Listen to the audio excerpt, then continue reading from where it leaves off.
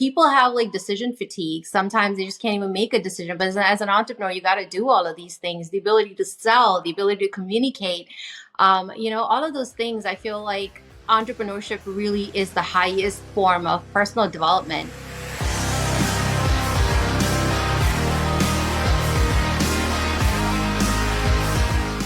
Everything is conditioning. Yes. Like if you think about it, everything is conditioning, and it's either conditioning you for scarcity, anxiety, things like that, or it's conditioning you for success, confidence, optimism, gratitude, and things of that nature. Yeah.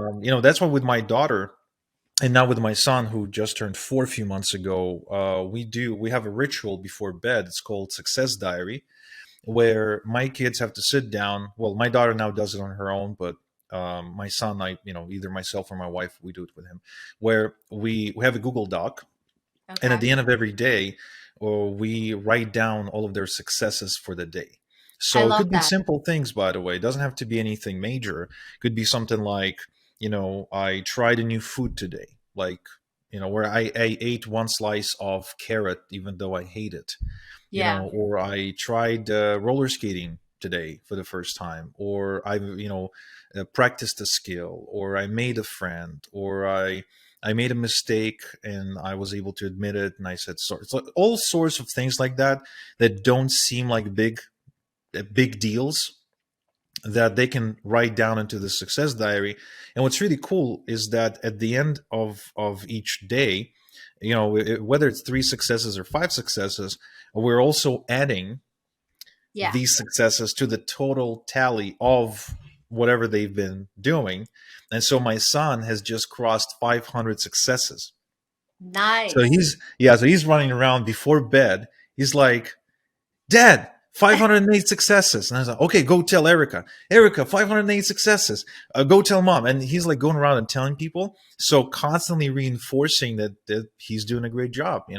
And my daughter, she's been, very, very consistent with this. It's one of I made more emphasis on this than brushing teeth. Yeah. I don't even care if she brushed her teeth that night. Like, did you do success diary? That's like one thing that's going to happen.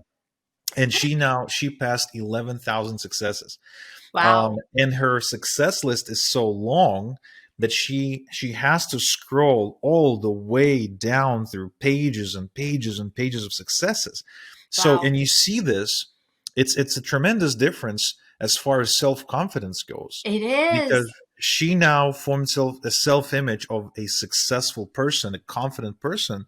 And you see the way she's approaching things, Yeah. whether it's relationships, whether it's particular assignments, and she is able to actually have a bias towards spotting her successes. Yeah. Growing Yeah. up, I didn't have that. Growing up, I would beat myself up way more often than I Yes. would, congratulate myself. And what I noticed is even today, I'm 34 now, it's so difficult for me to either congratulate myself, to admit a success, or to even do something nice for myself. I oftentimes will daydream about something that I really want to do, but then I would immediately discard it as something that I don't deserve to do for whatever reason. And I think it Yeah. goes back to childhood conditioning. It does, 100%. I mean, I believe it or not, I had very low self-esteem growing up. I don't want to talk too much about my background, but there was a little bit of abuse. So that automatically made me a very timid, very reserved, very shy person, low confidence. But part of the reason I wanted to become a lawyer is because I wanted to overcome all of that, right? Gain that confidence, improve my public speaking skills, and I knew I had all this strength in me that I just needed to now show the world and myself, most importantly. But you're 100% right. It's a constant mental work. And I feel like being in business is, you can have all these skills, but if you're not mentally like there, you wouldn't reach your full potential. So I love the list that you shared about the success story diary. Like I have something like that, which I call journal, like success journal. And I definitely have my list of like successes over the years, whether business, whether job, whether anything else. It's just such a good uplifting motivation kind of thing, to just Yeah. make you realize how much you can achieve. Yeah, absolutely.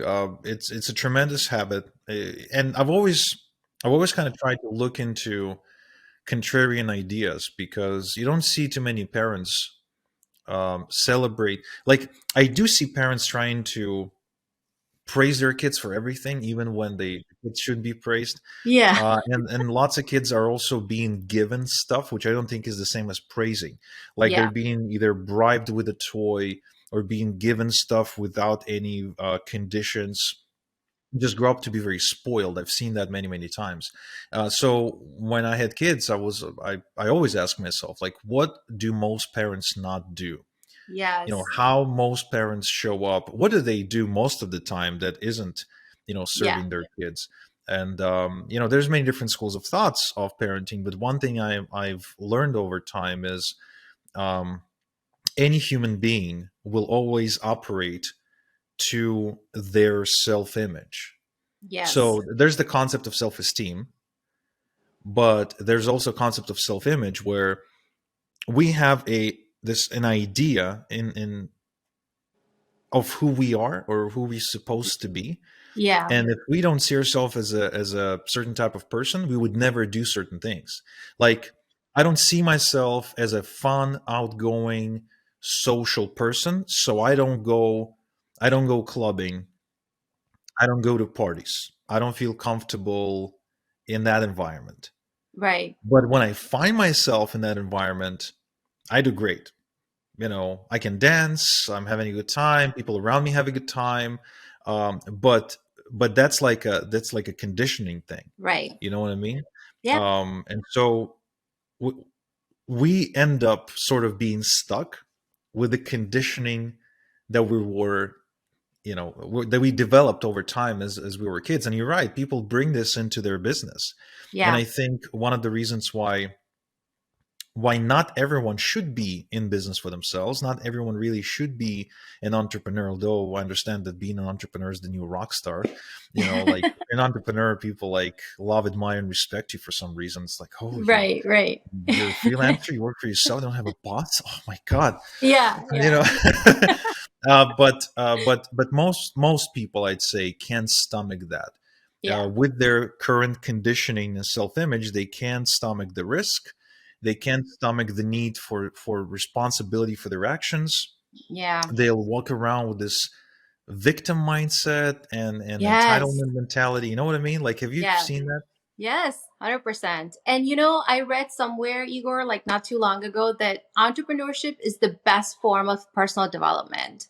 And I Yeah, know you would agree with me on that, because when you become an entrepreneur, there's so many skills and so many abilities that you have to have, like, the ability to take risks, the ability to make decisions, right? I mean, people have like decision fatigue. Sometimes they just can't even make a decision. But as an entrepreneur, you got to do all of these things: the ability to sell, the ability to communicate, all of those things. I feel like entrepreneurship really is the highest form of personal development. And then, of course, our mental fitness, right? Like, just like we just talked about, the limiting self beliefs, overcoming all of that, gaining that confidence. And I just think it's an amazing thing, but it's not for everyone. So, you know, for sure, you got to have the stomach for all of these.